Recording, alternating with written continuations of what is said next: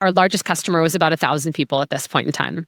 So we decided, let's compromise. Let's offer Uber a small pilot so they can test out and see if Slack is the right move for them. Well, they decided they did not want to listen, and overnight they brought on 2,461 users, and our systems went down. The crash here of being taken down actually didn't really matter. What mattered is the reputational hit and damage that Slack took on, where we had to spend the next 3 years convincing enterprises that we were, in fact, enterprise ready, despite what had happened with Uber in 2016. And this is why it is so important to rarely start with the enterprise. When founders come to me and they say, I want to go after Walmart, Nike, insert large enterprise logo, I will 10 out of 10 times push back and say no. And I know enterprises are tempting. Big logos, big ACVs, they look great on an investor pitch deck. But the reason that you don't want to start with the enterprise is threefold. First, they typically have really complex hierarchies and lengthy decision cycles. It is rare that an enterprise is going to do a deal in anything less than 6 months. And as a startup, revenue is your lifeline. They're also going to have deep customization needs. They're going to ask for things that are not on your roadmap, and then you're going to have to make a hard call if you want to veer off course. And then finally, they are pretty typically risk-averse buyers. Most enterprises are not going to be the first one to buy a new software. So instead, what you want to do is define your ICP. Your ICP is your ideal customer profile, and then create your target list. So basically, take a look at the customers who are already using you and work well on your platform. Understand why they bought you, why they're thriving, and why you won them over the competition.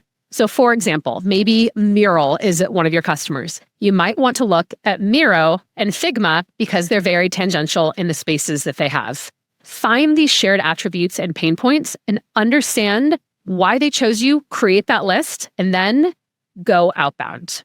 Outbound starts on day one. Once you have this ICP and target list, this is on you as the founder to start outbounding. You cannot outsource product market fit, and you need to know that you can sell outside of your investors or your warm referrals network. Warm intros will not scale. You must sell to strangers first. As a data point, I have had 3 personal angel investments go under, all 3 amazing companies, but the one thing they had in common is they could not find go-to-market fit fast enough. So avoid spray and pray. In the day and age of AI, I see about 95% of the outbound that I get is absolute spam. There's no reason this should be the case. So be that 5%. Be personal, be relevant, be helpful. Run pilots that actually close. Run pilots like real sales motions.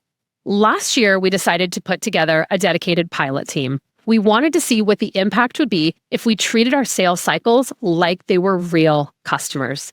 And we found that by doing long, intensive pilots, our deal sizes went up by about 5x, which is pretty incredible. But pilots take a long time to convert, and they are very resource intensive. So if you are going to do pilots, which I think everybody should, obviously, there's 3 key things that you want to follow. The first is you want to secure explicit customer buy-in up front. This means if you do the pilot and it works well, they will have budget. They will be able to convert.